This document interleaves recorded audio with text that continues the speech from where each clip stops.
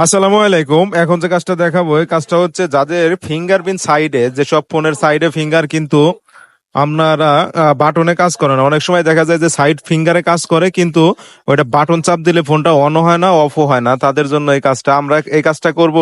আসলে ফিঙ্গার ঠিকই থাকবে, শুধু বাটনটা রিপ্লেস করে দিব। এই ক্ষেত্রে ফিঙ্গারপ্রিন্টটা পুরোটা চেঞ্জ করতে হবে না। যখন আপনাদের দেখা যায় এই ফোনটা ফিঙ্গারপ্রিন্ট ওকে আছে, কিন্তু যখন আমরা এটাকে ওপেন করতে যাই ফোনটা কোনোভাবেই ওপেন হয় না, কারণ এটার বাটনটা নষ্ট হয়ে যাওয়ার কারণে কোনোভাবে ওপেন হচ্ছে না। যাদের এই সমস্যাগুলো আছে তারা আমাদের সাথে যোগাযোগ করতে পারেন, কারণ অনেক সময় দেখা যায় যে বাটন চাপতে চাপতে নষ্ট হয়ে যায় কিন্তু ফিঙ্গারপ্রিন্ট ঠিক থাকে।